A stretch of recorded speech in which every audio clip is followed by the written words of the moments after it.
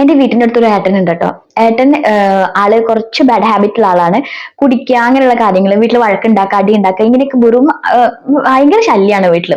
അപ്പൊ അവിടെ അച്ഛനും അമ്മയും കൂടെ ഉണ്ടാക്കി കല്യാണം കഴിപ്പിക്കാം, അപ്പൊ ഒന്ന് റെസ്പോൺസിബിൾ ആകുമ്പോൾ ആള് സ്വഭാവമൊക്കെ നന്നാവും എന്നുള്ള രീതിയിൽ കല്യാണം കഴിപ്പിച്ചു. നാട്ടിലൊന്നും അന്വേഷിച്ചപ്പോൾ ഒരു പെണ്ണ് കിട്ടിയില്ല കേട്ടോ. ദൂരത്ത് നിന്നാണ് ആളെ കല്യാണം കഴിപ്പിച്ചത്. ആ ചേച്ചി ഇപ്പോഴത്തെ കറന്റ് സിറ്റുവേഷൻ എന്ന് പറഞ്ഞാൽ ആ ചേച്ചി ആ ഏട്ടന്റെ കൂടെയില്ല, ഒരു കുഞ്ഞും ആയിട്ടുണ്ട് കേട്ടോ. അവരവരുടെ വീട്ടിൽ പോയി, കാരണം സഹിക്കാവുന്നതിന്റെ അപ്പുറത്ത് കഴിഞ്ഞു കേട്ടോ.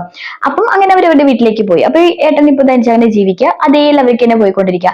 അപ്പൊ എനിക്ക് നിങ്ങളോട് പറയാനുള്ളത്, യു കാൺ ചേഞ്ച് പീപ്പിൾ. നിങ്ങളെ കൊണ്ട് ഒരിക്കലും മറ്റുള്ളവരെ നന്നാക്കാൻ പറ്റില്ല. പല പാരന്റ്സും ഇങ്ങനെ ചെയ്യുന്നുണ്ട്. അവരോട് എനിക്ക് പറയാനുള്ളത്, ഒരു മനുഷ്യനെ നമ്മളെ കൊണ്ട് മാറ്റാൻ പറ്റില്ല. സ്നേഹിച്ച് മാറ്റാം, അല്ലെങ്കിൽ അവരുടെ അടുത്ത് എന്തെങ്കിലും കാണിച്ച് അല്ലെങ്കിൽ അവരെ എന്തെങ്കിലും പറഞ്ഞൊക്കെ നമുക്ക് മാറ്റാന്ന് വെച്ചാൽ നടക്കില്ല. സ്നേഹിച്ച് മാറ്റാൻ പറ്റും, എന്തെങ്കിലും പറഞ്ഞ് മാറ്റാൻ പറ്റും. പക്ഷെ മാറണം എന്നുള്ള ആഗ്രഹത്തിൽ ഇരിക്കുന്ന വ്യക്തിയെ മാത്രമേ ഇങ്ങനെ ചെയ്യാൻ പറ്റുള്ളൂ.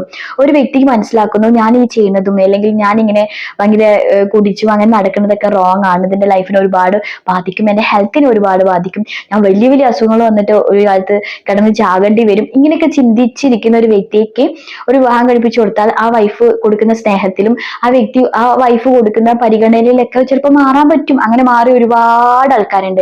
പക്ഷെ ആ മാറ്റം ഉണ്ടായത് ആ ഏട്ടന്റെ അല്ലെ ആ മനുഷ്യന്റെ മനസ്സിലാണ്. അല്ലാതെ ഒരിക്കലും ഞാൻ ചെയ്യുന്നത് കറക്റ്റ് ആണ്, ഞാൻ കുടിക്കും, ഞാൻ കുടിച്ചാൽ എന്താ എന്റെ ശരീരത്തിനല്ലേ കുഴപ്പം എന്നൊക്കെ ചിന്തിക്കുന്ന ഒരു വ്യക്തിയെ പിടിച്ച് കല്യാണം കഴിപ്പിച്ചാല് ആ വ്യക്തിയെ ഈ ഏച്ചി എത്ര സ്നേഹിച്ചാലും അല്ലെങ്കിൽ എത്ര നോക്കിയാലും എത്ര പരിഗണിച്ചാലും ആ വ്യക്തി മാറില്ല.